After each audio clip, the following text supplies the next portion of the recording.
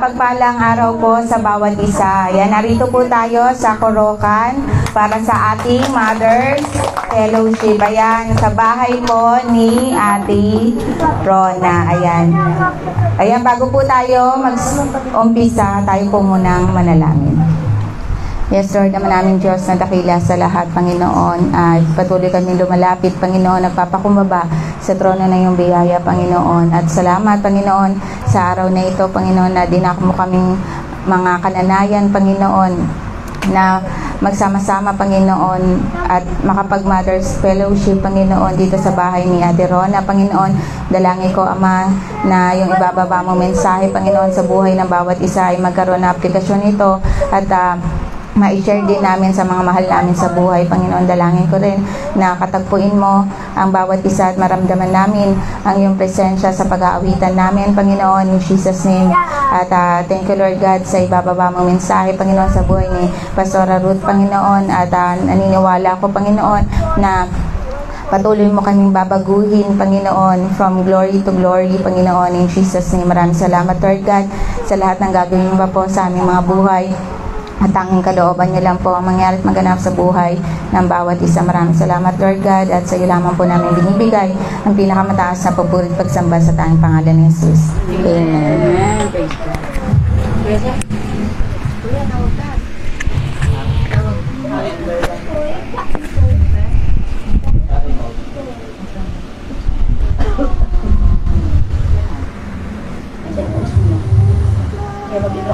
Praise. The new Dyson Supersonic R.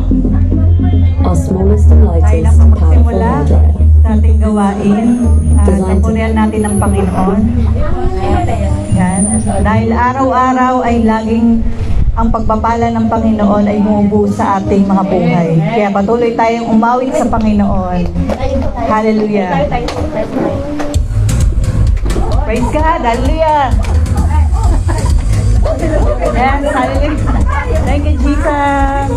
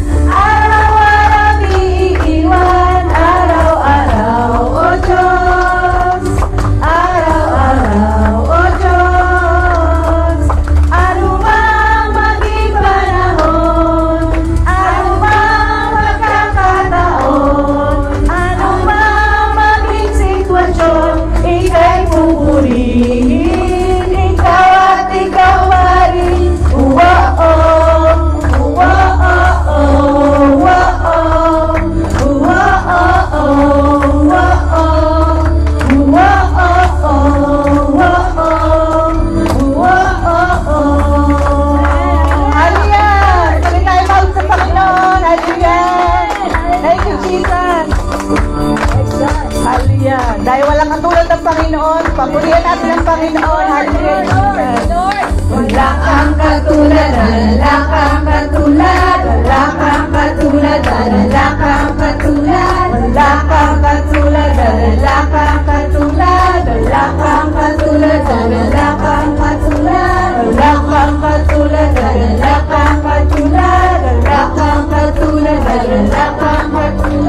wala kang katulad, wala kang katulad, wala kang katulad, wala kang katulad, wala kang katulad, wala kang katulad, wala kang katulad, wala kang katulad, wala kang katulad, wala kang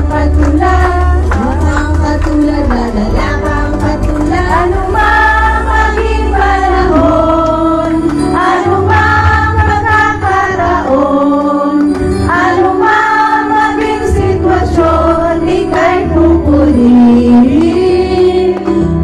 Ano man maging sitwasyon, ano man pagkakataon, ano man maging sitwasyon, ika'y pupurihin.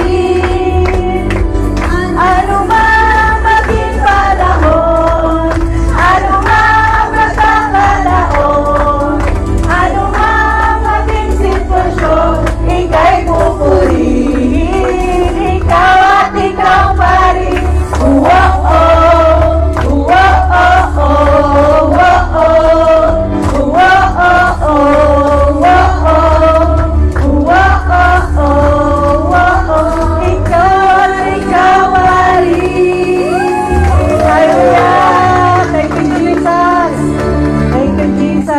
Hallelujah. Kaya patuloy po tayong kumawit sa Panginoon at patuloy nating itaas ang ating mga kamay dahil sa mga pag-aawitan natin. Talaga nga namang nakapawi ng mga lungkot, isipin, patuhay, lahat ng mga nararamdaman natin ng mga kabigatan, talaga nakakawala ito pag kumawit tayo sa Panginoon. At laging nakikita ng Panginoon ang ating mga puso sa pag-awit natin. Kaya patuloy tayong hinihipo ng Panginoon at na-feel natin yung pagyakap ng Panginoon sa atin. Dahil walang katulad ng Panginoon. At patuloy tayong magpasalamat sa ginagawa niyang mga kabutihan sa buhay natin. At nagpapasalamat tayo dahil patuloy na kalakasan ay pinagkakaloob niya sa atin sa araw-araw para makaya natin, di ba, makapagpuri sa Kanya. Kaya patuloy tayong umawit sa Panginoon at taas natin ang ating mga kamay. Hallelujah, Jesus. Praise to Jesus. Awitin ko man lahat ng awit sa mundo, di kayang ilarawan ang kadakilaan mo. Kulang ang lahat ng kulang, kulang maging mga salita upang ihayag ang kabutihan mo. Awitin ko man, awitin ko man lahat ng awit sa mundo, di kayang ilarawan ang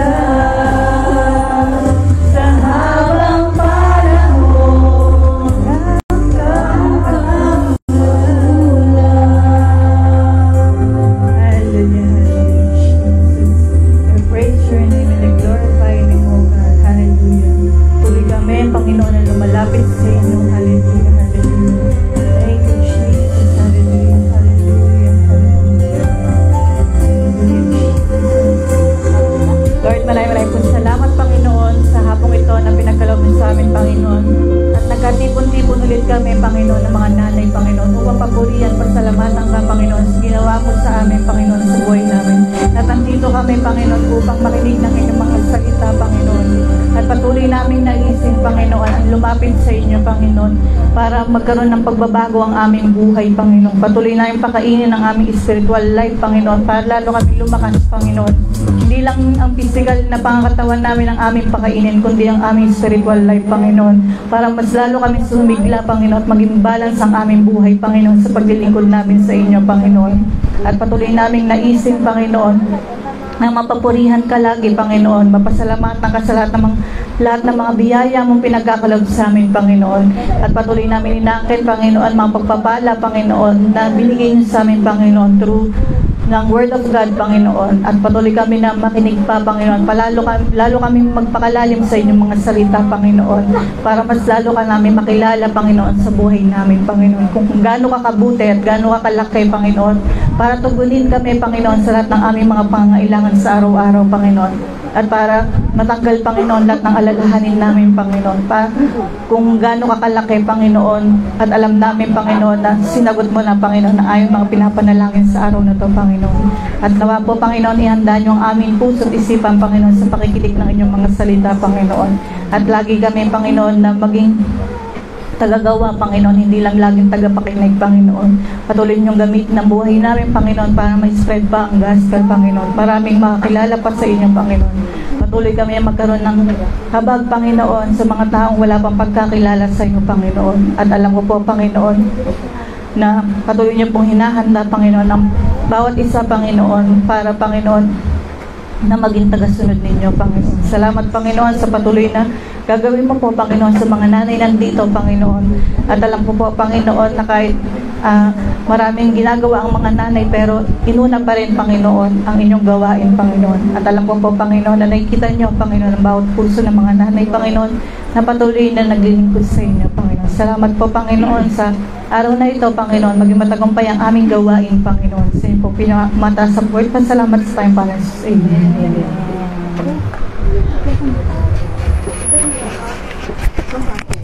Praise kayo po. Magandang hapon po sa bawat isa.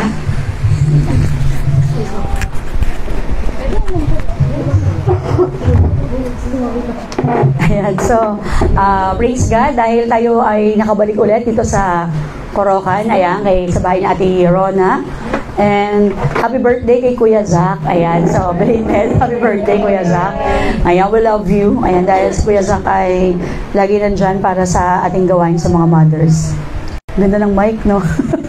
Feeling ko nagpa-podcast tayo. Ayan, so... Ganun ang mga boses natin. Ayan. So, ngayong hapon pong ito, sige, kaway lang po muna yung mga nanay. Kaway-kaway tayo sa mga nasa live. So, may mga nanonood sa atin. Ayan po. So, welcome po sa tahanan nila Ate Rona. And we praise and thank the Lord dahil ngayong araw na ito, ayan, ay, ano na, 5th Thursday, di ba? So, bonus talaga to. At, ayan, talagang may special message, Lord, sa ating mga buhay. So, bukas, August na, di ba? Grabe.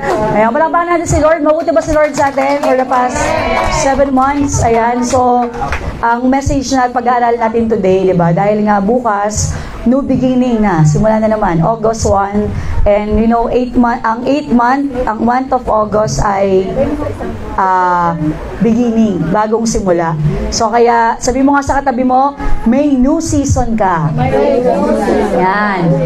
Kaya, ano tayo? Happy New You. Ayan, Happy New You pa rin.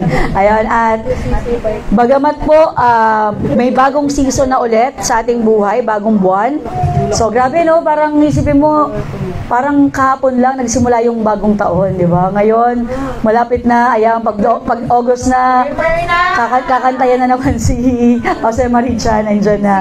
Alam, nakita ko nga, 155 days na lang, di ba?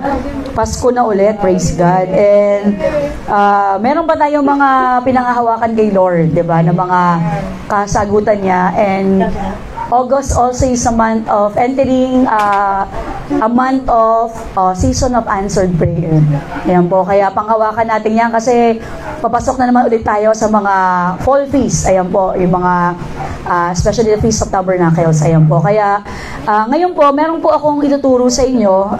5 letter S ito, GS. Ayan po. Na kung saan ito po yung mga regalo ng Panginoon. Ito pong mga regalong ito ay mga regalong hindi nagbabago. So, di ba, may kinakanta tayo, through the seasons that change, your love remains. So, ito po mga sasabihin ko sa inyo ay regalo ng Panginoon that we can count on. Kumbaga po, pag sinabi natin we can count on, lagi nating maaasahang andyan para sa atin. So, kaya po, ito po yung tuturo ko at pinaka-key verse natin ngayon ay Hebrews 13:8. Ayan, Kuya Zach, wait lang. Tanong ka muna, yung t-shirt mo. Ayan, so basahin po natin. Sakto ayan po yung verse natin. Hebrews 13, verse 8. Basahin nga natin lahat. Jesus Christ is the same yesterday, today, and forever. Yun, nasakto ako. May nakita ko suot ni Kuya Zach. So, kaya po, di ba yan po yung ano natin, parang pinaka-verse natin, and by faith nga po, pag nakalipat na tayo, magawa na ulit natin na merong ganun sa harapan. Jesus Christ is the same yesterday, today, and forever. Kaya po, lagi nating maaasahan ang Diyos natin, ang Panginoon natin, maaasahan siya sa lahat ng oras. Amen po. Diba? Dahil ito yung Diyos sa pinaglilingkuran natin, hindi siya nagbabago. So kaya po, unang-una na we can count on sa mga gifts ng Diyos sa atin is of course, unang GS ay God's Son. Ayan po. So, sino po yung anak ng Diyos, di ba? Walang iba kundi si Jesus. Ayan po. Kaya nga po sa Hebrews 13:8, sa Tagalog, babasahin ko po sa inyo, si Jesucristo ay hindi nagbabago kahapon, ngayon, at magpakailanman. So, meron tayong kasiguraduhan, di ba? Dito sa mundong ito, walang kasiguraduhan. Walang pabago-bago, di ba po? And grabe nga po, di ba, itong kahapon lang, grabe yung naging lindol, di ba, sa Russia, 8.8. At kaya naman nagkaroon ng warning, di ba, mga tsunami po. At praise God, buti na lang nilift naman siya kaagad after ng dahil supposed to be dapat sa Pilipinas meron, di ba, na parang sa Bicol yung and kumaga parang grabe na, hindi mo na alam yung mga pangyayari, di ba, sa mundo ngayon. Pero pag alam mong si Jesus, never siya nagbabago. Kung paano kanya iningatan noon, iingatan ka niya ngayon at magpakailanman. So, meron pa rin assurance, diba, na lagi tayong pangahawakan. Dahil, we can count on Jesus. Ayan po. So, ano yung mga bagay na diba, mapagkakatiwalaan natin si Lord sa lahat ng panahon. So, bibigyan ko lang kayo ngayon ng sa dami, diba, na parang kay Jesus na lahat, diba po? So, unang-una po, si Lord po, siya pa rin ang ating spokesman.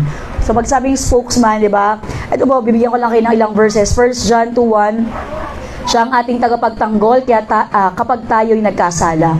So, di ba pag sabing spokesman, siya yung nagsasalita para sa'yo on your behalf. Para kung ba attorney.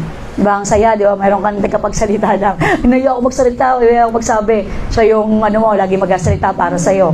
And also, si Lord din, siya yung 1 Timothy 2:5, siya ang tulay na sa pagitan ng tao at ng Diyos. So, yung namamagitan, ang ating mediator, di ba? Sa tayo, kaya pa nagpipray tayo, ano lagi natin sinasabi? Di ba? Father, in the name of Jesus. So, lahat ng mga prayers natin, laging ito, magpapaselyuhan natin sa pangalan ni Jesus. Kasi we cannot come to the Father, di ba? Except kay Jesus, di ba? So, ito rin po, Romans 8:34, siya yung namamagitan para sa atin sa langit. So, si Jesus po, siya yung nagsasalita sa atin para sa Ama. Kaya kahit may mga kahinaan tayo, di ba? May mga circumstances na meron tayo, hindi nga tayo pababayaan. Lagi siya nandyan para ipagtanggol tayo. So, meron na po ako na narinig na kwento itong nakaraan, and tumatak siya sa akin na meron daw pong isang lalaki. So, itong lalaking to, nung 5 years old siya, parang 5 or mga 6-7 years old, pumunta daw po siya sa isang bukid. At alam niyo po yung mga sinasakyan natin na parang kalabaw, di ba? Na parang, ang tawag doon sa ganun? Kangga, sa inyo. Yung kalabaw, tapos parang merong sa likod, parang kumbaga ba, parang wagon kasi doon, karumata, ayan una. Paragos, ayan. Ang tawag sa atin, kangaroo. Ayan, so, di mo parang sarap sumakay sa ganon, yung parang, pero medyo delikado kasi ano siya malubak. So, one time po, nung time na nakasakay yung bata doon, anong nangyari? Biglang parang muntik nang tumaob yung sasakyan na yon, yung sasakyan niya. Pero but na lang, meron nasa likod niya na parang nakabantay naman. So, ginawa nung lalaking ito, nung nakita yung malalaglag na yung bata, tumakbo siya, tapos nasalo niya. So, tumatak sa batang yun na parang, at yung young age niya, na ito yung parang nagligtas sa akin. Parang muntik na siya, kung kasi pwedeng mabagok siya doon, o mapahamak siya, pero may taong nagligtas sa kanya. So, kaya hindi niya makalimutan yung pangalan ng taong yon. At itong batang ito, lumaki na siya, ang dami niya ng mga naranasan sa buhay, pero dumating yung time na nakakumit siya ng krimen. And kaya nadala siya sa husgado, at yung taong nagligtas sa kanya noon, yun na yung judge. So, kaya lang, dahil nga napatunayan yung ginawa niyang krimen, yung judge na to, siya yung naghatol sa kanya na makukulong siya ng habang buhay. So, sa part yung binata na siya, malaki na siya, hindi na siya bata eh. Sabi niya, sabi niya, Judge, naalala mo ko? Sabi kasi ako naaalala kita eh. Ikaw yung nagligtas sa akin nung time na muntik ako mamatay nung tumaob yung sinasakyan ko. Niligtas mo ko nun eh. Bakit ngayon? Ikaw yung tao nagligtas sa akin, pero ngayon, sinisintensyahan mo ko.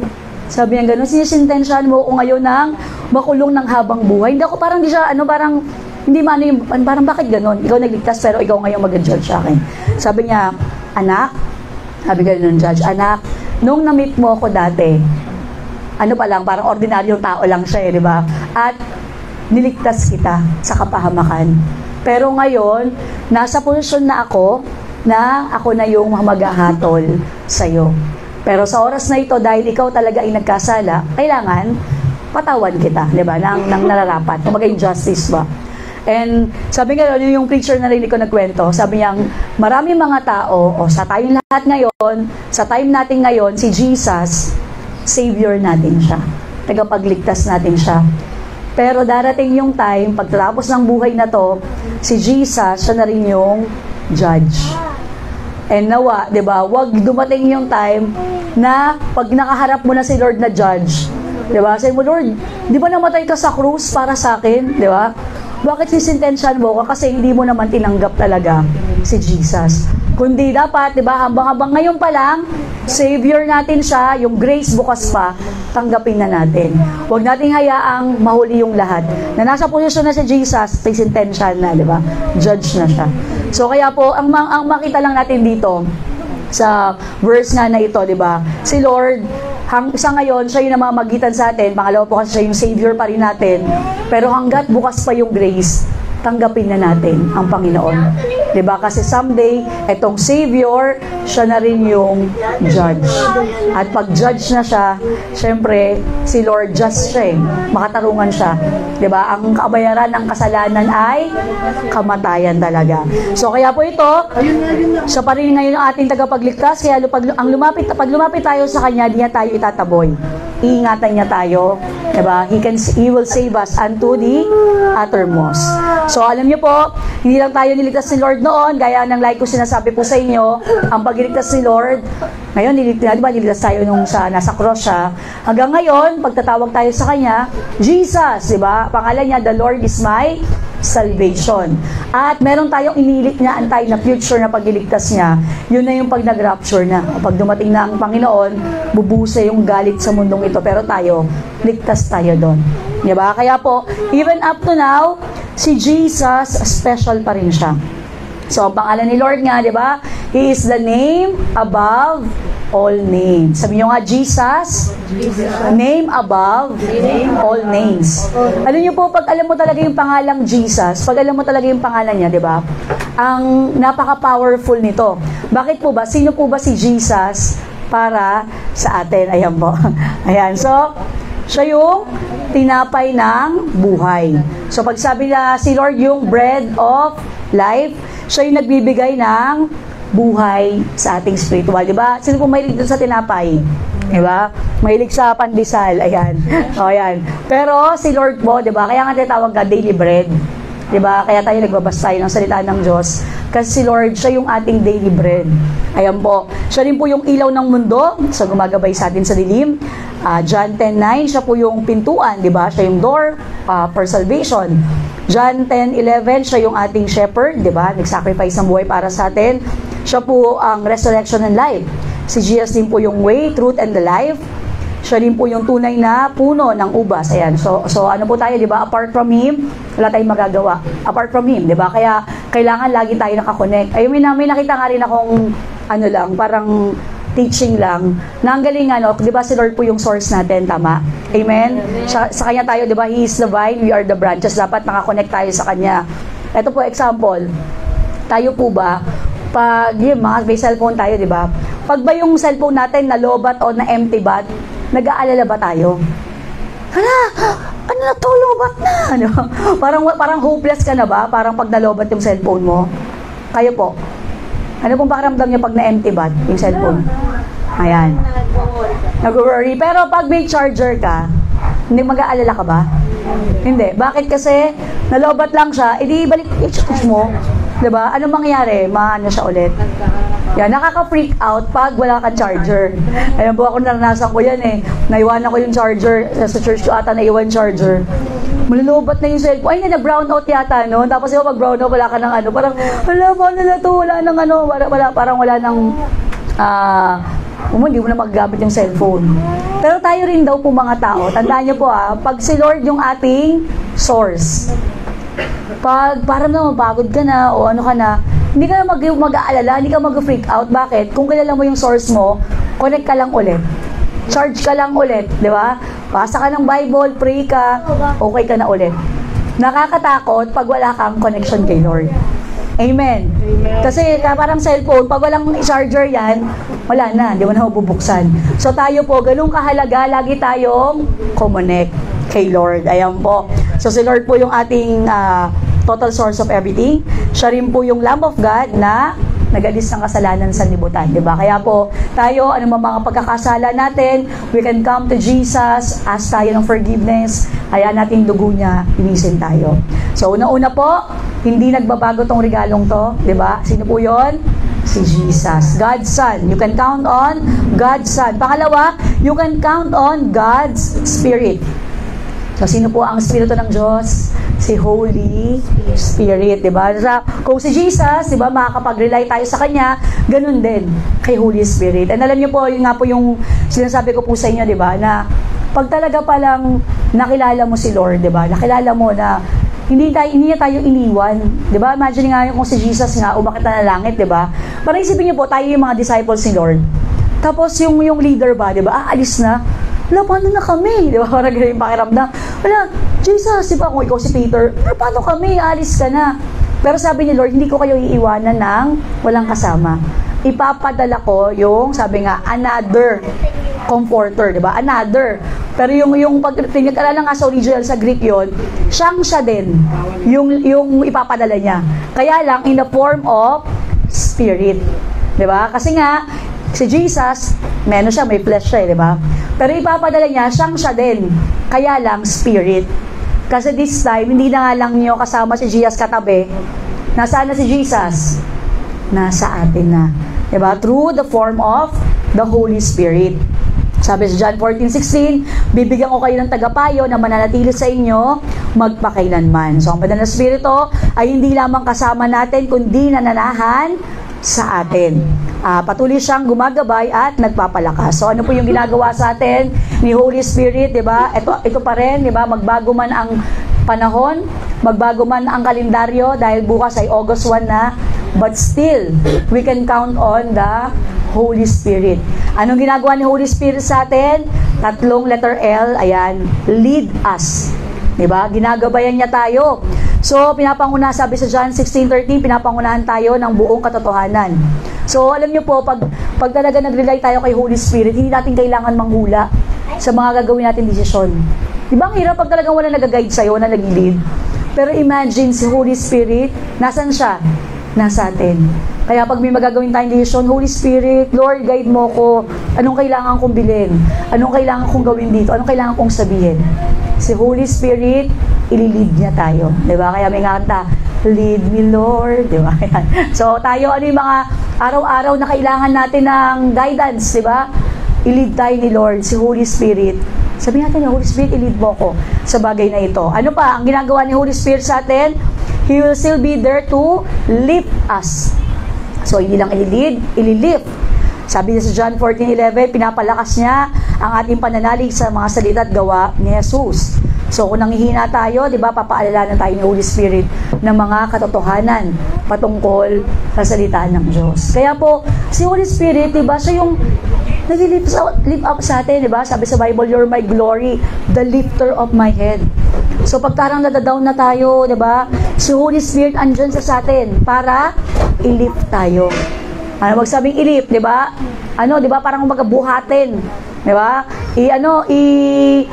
Kumbaga parang pag naka-down yung mukha mo, yung nagaganon ba? Naangat, yun, nag-aangat sa atin. Diba?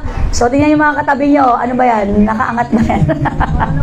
Ayan, ayan po. So, dapat tayo, diba? Diba tayo bawat isa sa atin, dahil nasa atin si Holy Spirit, gagamitin tayo ni Holy Spirit para i-lift up yung bawat isa.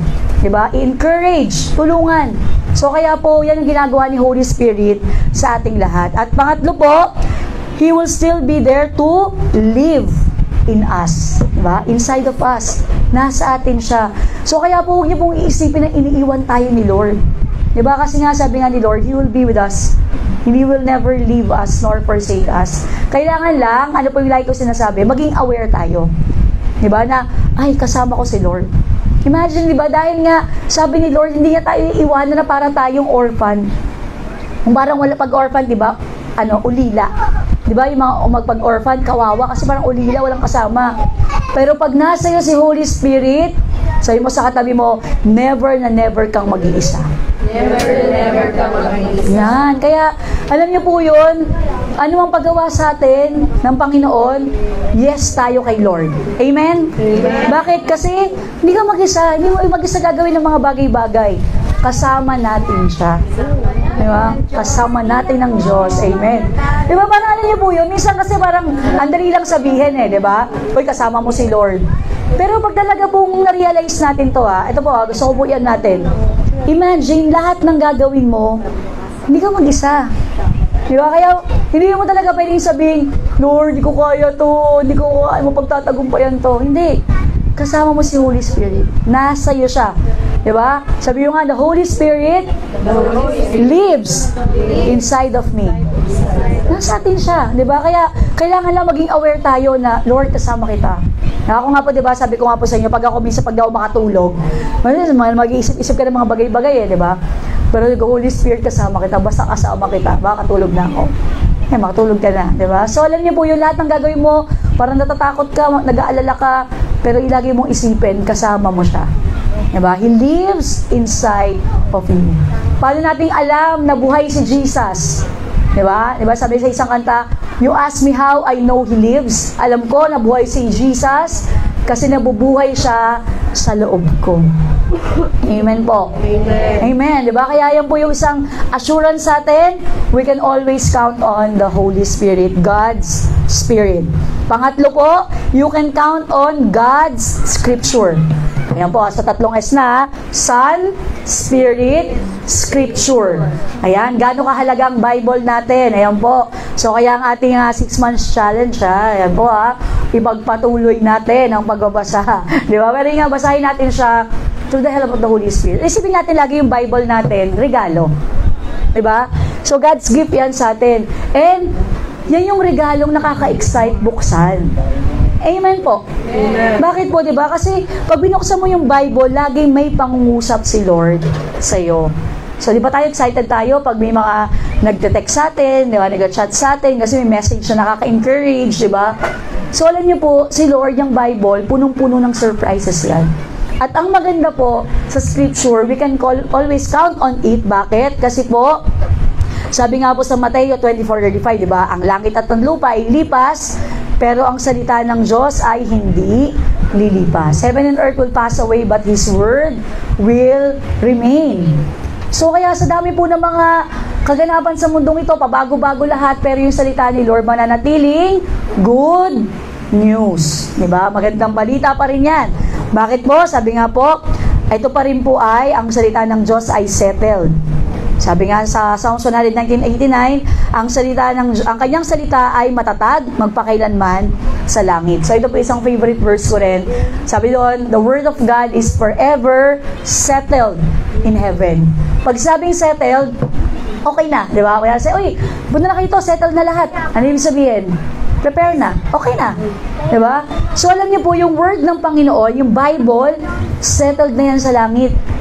Kaya po, di ba, ang laging prayer natin, on earth as it is in heaven.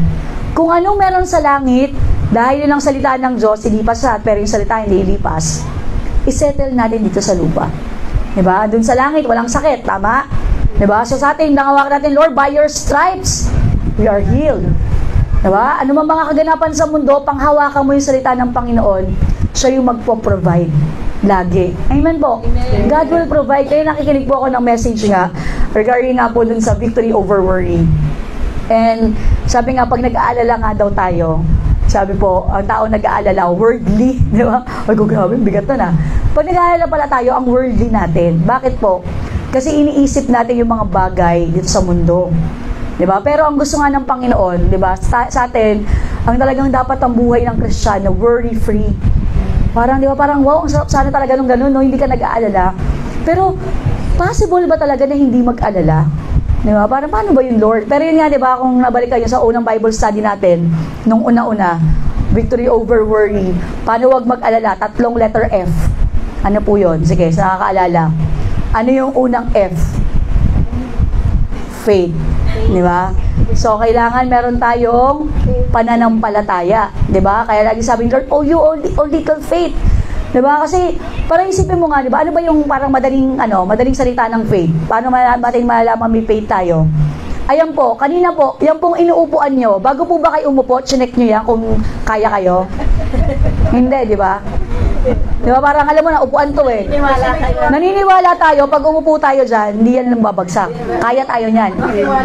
May tiwala. May tiwala. Umupo lang kayo bigla eh. Hindi naman kayo, Ate Rona, kaya ba ako nito? Walang ganun, wala naman nagsabing ganun, di ba? Umupo lang, di ba? Kasi buong puwersa. Alam mo, kaya ka niyan. Sana ganun tayo lagi kay Lord. Amen? Yung faith natin, Lord, alam ko, ika-carry mo ko. Lord, di ako mag-aalala sa araw na ito. Alam ko, Lord, ikaw bahala sa akin. Di ba? Kaya ko nito, Lord. Upuan, kaya nga ako eh. Si Lord pa ba? Amen? Anong sabi sa salita ng Panginoon, di ba? Yung kamay ni Lord, di ba? Isang ganito nga lang, universe na ni Lord eh. Gano'ng kalaki yung Diyos natin? Sobrang laki. Di ba? Hindi ka ba niya kayang buhatin? Di ba po? So kaya po, yung kung nagtitiwala tayo kay Lord, may faith tayo, hindi tayo mag-aalala. Ano yung pangalawang F? Sige. Father. Ayun, Father. Di ba?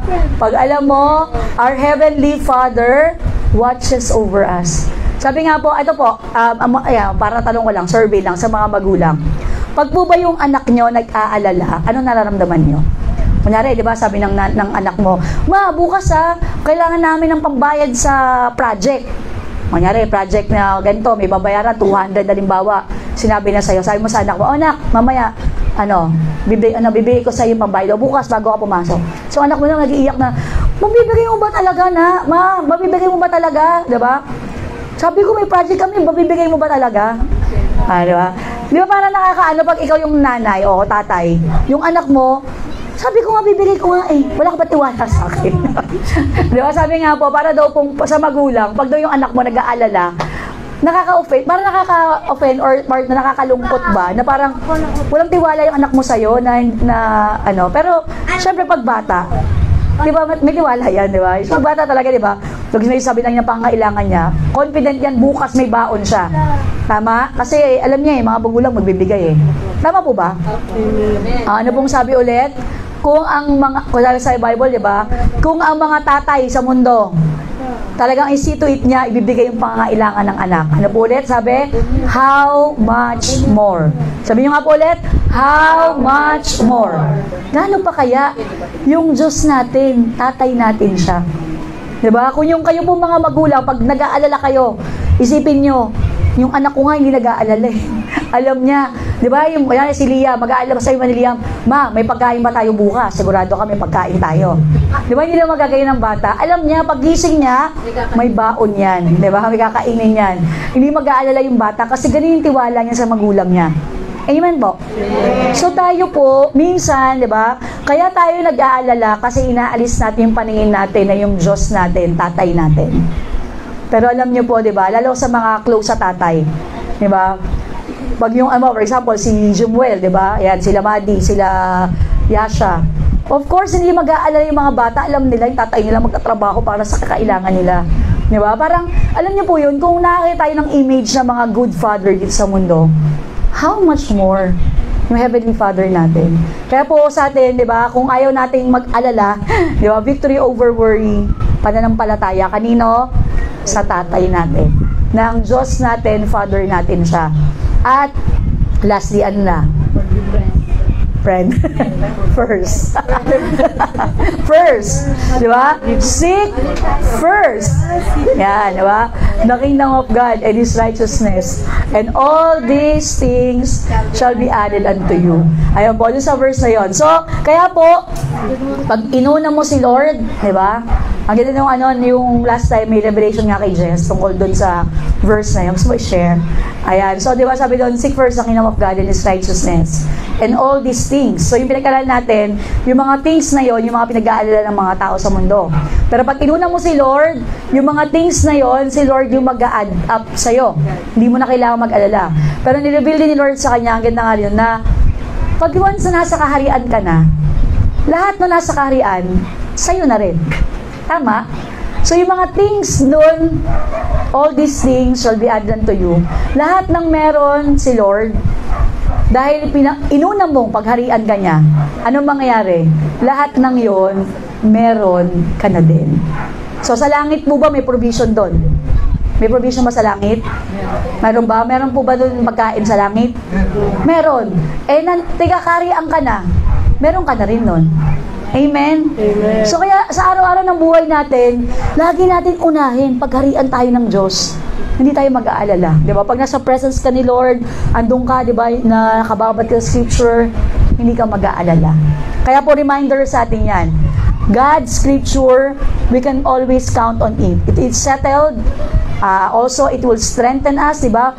Papalakasin tayo ng salita ng Diyos. Kaya nga po yung faith, saan nanggagaling, di ba? Faith cometh by hearing. Kaya pag alam niyo po yung pag parang nanghihina ka na, parang nag-aalala ka na, napupuno ka na ng takot. Nako, kamusta ang pagbabasa mo ng Bible? Di ba? Kasi baka hindi ka na nakakarinig eh. O kaya, di ba? Minsan pag tayo, tagal natin di umatay ng gawain, anong pakiramdam natin? Nanghihina tayo, di ba? Parang iba eh. Kasi yung iba yung nakakarinig ka ng salita ng Diyos. Bakit ko? Kasi buhay yun eh. Nagpapalakas sa atin. At sabi nga, ang Word of God, it will stabilize us. So, kaya po napakahalaga ng salita ng Diyos ay mag-stabilize iba sa dagat. Ang halaga nung angkla. Ay, dagat. Sa ano? Mga barko. Di ba po? Bakit po? Para saan po yung angkla? Ayan. Pag inagis na po yun, at Ron, anong mangyari? Di ba? Pampigil sa, parang ano yung pagdadaong na po ba? Ayan, pagdadaong na, kailangan iaangkla. Di ba? Para hindi makaalis yung maayon, hindi matatangay. So, alam niyo po ba yung salita ng Diyos? Anchor natin yan. Angkla. Di ba? Ibig sabihin, para hindi tayo matangay ng mundong ito. Di ba? Dahil makabalita, nakakatakot. Pero ikaw, bakit nila? Uy, bakit ang kalmado mo lang? Ayan. Ayan. Bakit ang kalmado mo lang? Stable ka lang. Ang dahil mo manarinig ng mga balita sa mundo. Bakit? Ang anchor mo, di ba, sa salita ng Panginoon. Amen po. Di ba? Sabi nga, ang ganda ng verse, di ba? Yung shalom, shalom, yun nagilit na sila, shalom, shalom. Verse po yan sa Bible eh. Isaiah yan. 26 ba? Isaiah na, sabi doon, He will keep you in perfect peace, whose mind stays on you because He trusts in you. So, ang sinabi nga doon, hindi lang po sinabi na isang shalom lang. Dalawang beses binanggit, shalom, shalom. Alam niyo po kung bakit dalawang beses? Ang ganda po doon na narinig ko kay Perry Stone. Kasi po pala, yung brain natin, nahahati sa dalawa. Left hemisphere sa right hemisphere. So, kaya binanggit doon, He will keep you in perfect peace. Shalom, shalom. Para sa dalawang, natin, sa brain natin, dalawa kasi eh. left and right, may kapayapaan. Kasi yung shalom, di ba yung mind natin, bakit po dalawa yung brain ay dalawang parte, right sa left, isang pang isip, isang nararamdaman, emotion. So, ang sabi ng Panginoon, ilalagay ka niya sa perfect peace. Shalom, shalom. Na ibig sabihin, yung ano mo, emotion mo, stable, yung kaisipan mo, stable. Bakit? Ano daw sabi? Pag nakapix tayo, yung isipan natin nakapix kay Lord, bakit? Kasi nagtitiwala tayo sa Kanya. At alam niyo po, sabi nga po, yung salita ng Diyos, diba? Si Lord, naman may kinakanta tayo, Jesus is the rock. Pag ikaw nakatungtong ka sa salita ng Diyos, diba? Jesus, you're my firm foundation. I know I can stand secure. So sa mundo ngayon, ang dami ng, diba? Natatangay, na kung ano-ano, diba? Dati yung unactive nitong sister na to. Biglang bakit ngayon wala na? Natangay na. Kasi hindi nakakapit sa salita ng Diyos. Kaya po tayo, wag nating papabayaan. Diba? Yung scripture, yung word of God, is very important sa atin. So, yan pong regalo ng Diyos sa atin, ang salita niya, we can always count on it. Ayan po, pang-apat. Ito po, sabihin nyo nga po, sovereignty. Ayan po, kasi yung mahaba to, sovereignty, yung talagang basa po nun eh. Kaya binabagit yan dito Arnel, di ba sabi, tinama ni dito Arnel si Kayla nun. Kasi nga, di ba tanga sovereignty, yung basa kasi natin, yung spelling. Ayan, sovereignty. Pero pag ano pala yun, yung talagang tamang basa yun, sovereignty. Ayan, sovereignty, ayan. So, we can count on God's sovereignty, ayan po. Ibig sabihin po yan kasi, yung control. Di ba? Ang Diyos po ang may hawak ng lahat. So, makakaasa tayo, si Lord, pag sa soberan niya, siya yung may hawak, buong kapangyarihan nasa Kanya. Di ba? Parang dito sa ating bansa, marami mga nalasampan ng mga kaso, di ba? Sa mga court, mga kanya-kanyang korte. Pero ang may final say, sino? Supreme Court. Di ba? Pag Supreme Court na, ay wala na. Di ba? Supreme na yun, kataas-taasan na eh. Ayan, pinakamataas na. So sa atin din po, makakaasa tayo, yung supreme authority nasa Diyos natin. Na ibig sabihin, siya yung may control ng lahat. Sabi po sa Malakay 3:6, ako si Yahweh at hindi ako nagbabago. Kailanman po, hindi mawawala ang control ng Diyos. Manatili siyang tapat, magpakailanman. So, ang Diyos po natin ay gracious. Ayan po. Alam natin ba yung biyaya niya ay sapat. Diba? Kaya natin, pagkat biyaya niya is... Ayan, sa pangangailangan ng lahat. So, even sa ating mga kahinaan, pag tayo'y kumapit, diba? Sa control ng Diyos, soberanya niya sa ating buhay, alam natin na hindi niya tayo pababayaan. Ayan po. So, ang Diyos natin, gracious siya. Ibig sabihin po, sa kahinaan mo, yung biyaya niya, sapat para sa iyo. O sabihin po, ang Diyos natin ay generous. Wow, amen, di ba?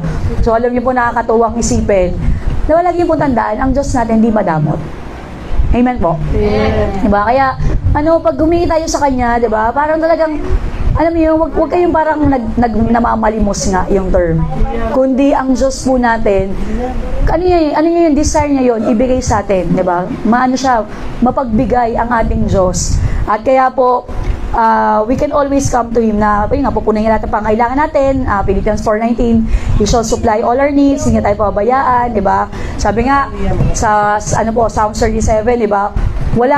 Sabi niya, di ba, sabi nga ni David, tumanda na ako't lahat, pero hindi ko nakita yung mga righteous na malimos. Diba? Begging for bread. Kasi ganun po yung Diyos natin, diba? Siya ay tapat, diba? Sapat siya sa atin, higit pa. Ganun ang Diyos natin na pinaglilingkuran. And also po, great siya, diba? So, gracious siya, generous, great siya sa ating buhay. Kaya po, walang imposible sa Diyos, walang mahirap sa Diyos. So, yun nga po, when we say ang Diyos natin almighty, hindi lang siya mighty, all. Lahat ng kapangyarihan nasa Kanya. Kaya po, pag tayo po ay nasa kamay ng Diyos, hindi sabi, di ba, no one can snatch us away from His hand.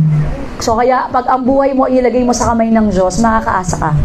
Siya yung may control ng lahat. He's sovereign sa ating mga buhay. And lastly po, we can count on God's salvation. So, balikan lang natin ano po yung makakapag-count tayo lagi sa regalo ng Diyos sa atin. Una, Son, Jesus, di ba? Spirit, the Holy Spirit, Scripture, Ayun pa, sovereignty. Wow. Sovereignty, yung control ng Diyos sa buhay natin. At last, salvation. So yung pagliligtas ng Diyos, hindi nagbabago. Di ba? Ano pong ginagawa ng Diyos sa atin? Patuloy niya tayong sinisave. Ayan po. Sinisecure at sinasatisfy. Ayan po yung ginagawa ng Diyos sa ating buhay. Sabi sa Hebrews 7:25, lubos niyang maliligtas ang lahat ng lumalapit sa Diyos sa pamamagitan niya. So ang kaligtasan ng Diyos, hindi kulang, hindi pansamantala, hindi madadaan sa sariling sikap, ito ay buo at tapat. Ayan po. So kaya ang Diyos natin, He can save us unto the uttermost. Yung salvation niya, di ba, tawagin lang natin siya, Jesus. Diba? Ipangalan niya, the Lord is my salvation. So, ano yung mga bagay sa buhay natin ngayon na kailangan mo ng kaligtasan? Diba? Yung due date, kailangan mo maligtas kay Judith, kay Bill. Diba? Lord, ligtas mo ako dito, bayaran mo to. Diba, lagi tayo nagpe-pray ng ganyan, araw-araw, kailangan natin ng kaligtasan ng Panginoon. And makakaasa tayo na ang Diyos, He can save us unto the uttermost. Hindi ka dadalhin ni Lord sa isang journey, tapos papabayaan ka niya. Diba? So, nung mga nakaraan lang, parang may mga nakita lang kasi ako ng mga clips nga, yung mga, nung araw, ng mga video ba. So, nakita ko nga yung bawat isa, lalo yung mga pagpasok ng Korokan during pandemic, diba? So, parang nakakatuwa na nakita mo doon sa paglipas ng taon, talagang tapat si Lord. Amen po. Diba? Yung parang mga dating akala mo, di mo nakakayanin yung ganitong bagay, pero nakita mo talaga yung katapatan ni Lord sa ating mga buhay. At tunay na napakabuti ng ating Diyos. Amen po. So, ito mga kaloob ni Lord sa atin, panghawakan natin, diba? Ito yung mga kaloob niya na hindi magbabago. Diba? Kaya nga, si Jesus, He is the same yesterday, today, and forever. Noon, ngayon, kailan pa man, diba? Siya ay laging tapat. Mabuti siya sa atin. So, before we end po, awit lang po tayo. Ayan. So, kantahin lang natin yung napakabuti mo. Ayan. Ayan. So, natin assemble ulit natin. Ayan po. Ayan, umalis si Kuya Zach.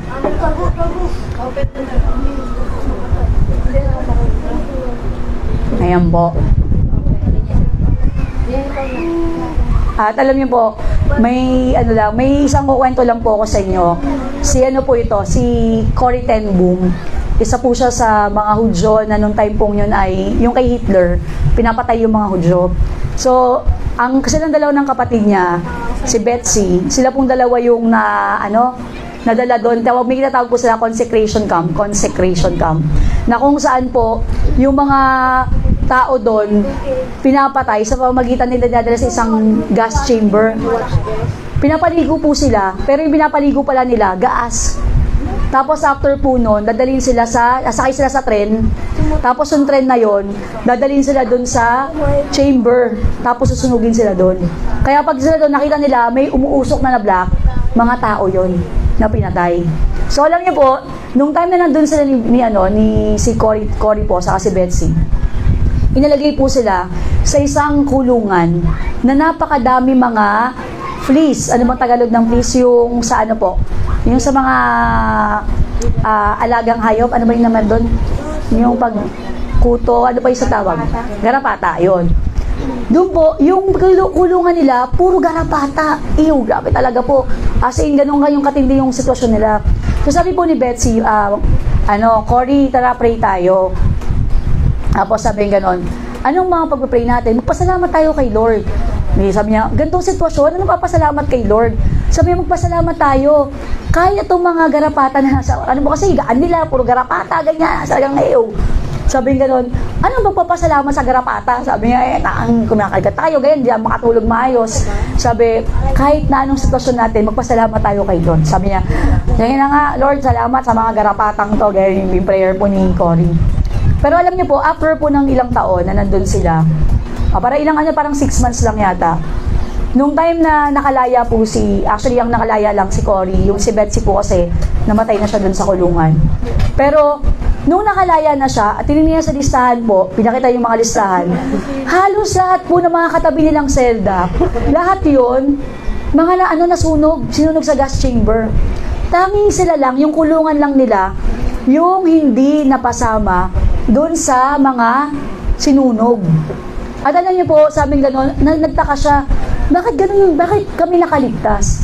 Sabi, hindi daw sila napuntahan kasi ayaw nung mga Nazi, yung mga gwardiya, na pumunta sa kulungan nila kasi yung mga garapataan doon. Ang daming garapatang nandun. Kaya, iniwasan sila. At alam po, yun lang yung tanging selda. Sila lang yung mga nakalaya, nakalabas pa. After nung nakaalis na, napatay na sila Hitler. At nalaman nila ang dahilan pala, kaya hindi sila napuntahan dahil sa mga garapata. So imagine yun, di ba? Kahit sa ganung sitwasyon pala, nag-aamit pa rin yung all things work together for good para sa kaligtasan nila. So kaya po, we should be thankful kay Lord, di ba? In any circumstances, di ba? Kahit may mga bagay na hindi tayo maintindihan, magpasalamat ka kay Lord. Bakit? Kasi alam mo, wino-work ni Lord for good. Di ba? Pero yun nga po, yung mga binanggit ko sa inyo kanina, ang mga hindi nagbabago sa buhay natin, Son, 'di ba? Yung anak ng Diyos, wala iba si Jesus, si Holy Spirit, Scripture, salita ng Diyos, sovereignty ng Panginoon sa buhay natin, siya pa rin may hawak ng lahat. At lastly po, salvation. He can save us unto the uttermost. So ngayon po, awitin po natin yung awiting ito at pasalamatan natin si Lord sa kabutihan niya sa ating buhay.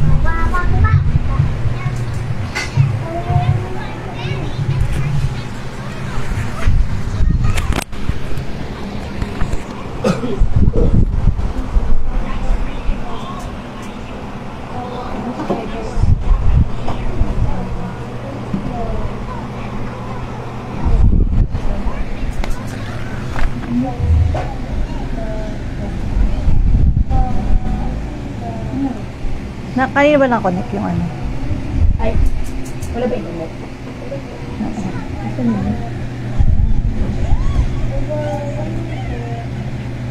Kaso walang sabihin. Hinaan ko ata yung isa. Naka-mute. Sa'yo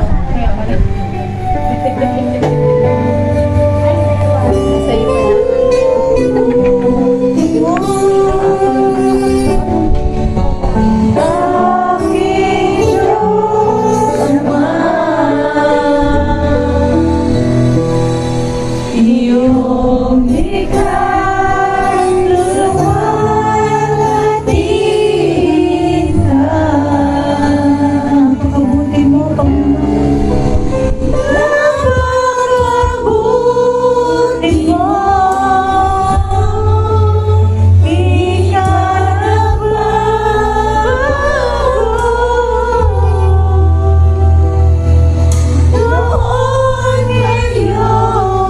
Kailan ba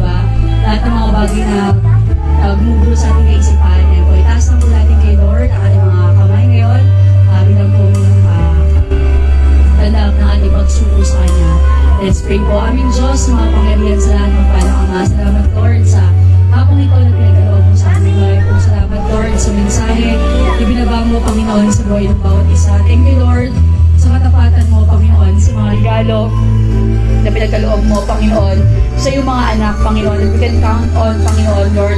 Even, Panginoon, sa pagpapalit, Panginoon, Lord, ng month, Panginoon, Lord, sa papasok namin sa month of August, Panginoon, for the remaining 4 months of the year 2025, Panginoon. We believe, Lord, that you are still the same God, Lord. You are the same yesterday, today, and forever, Panginoon. Alam namin, Lord, hindi mo kami iwan, hindi mo kami pabayaan. Napakabuti mo, Panginoon, sa aming mga buhay.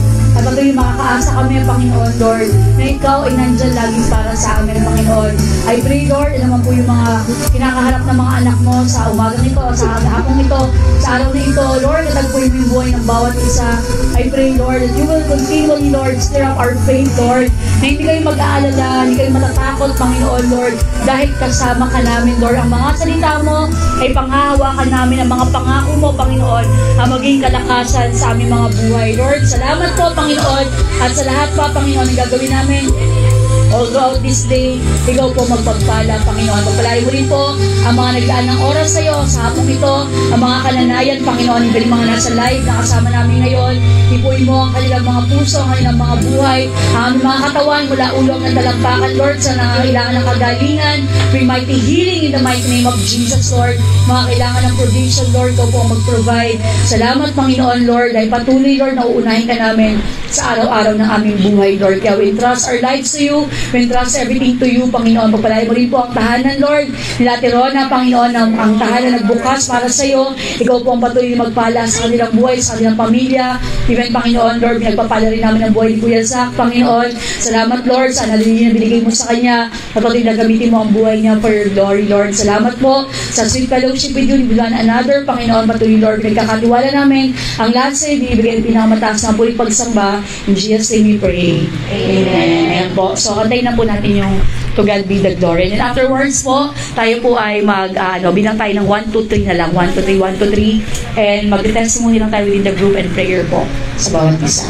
So, sige po. 1, 2, 3. To God be the glory.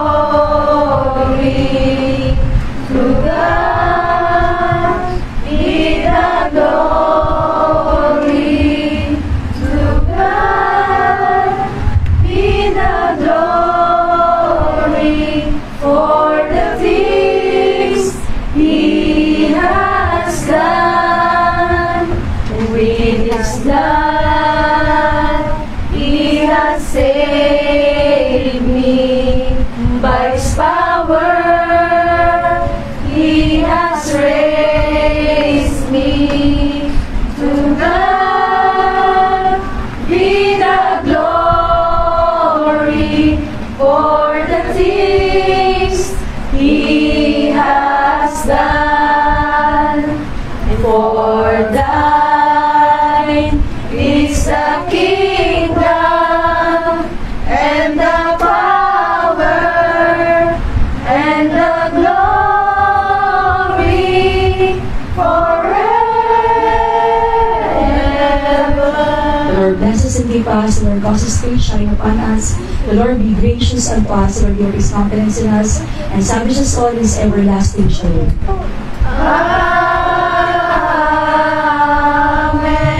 Ayan, dahil hindi po, muli po, kami po ipapasalamat sa lahat. At welcome po sa tanan natin ako na sa kaway lang po tayo ulit. God bless everyone. Shalom. Pati mo, shalom, shalom. Shalom, shalom. Shalom, shalom, shalom. Ayan, good day. Ayan po. Thank you, Lord.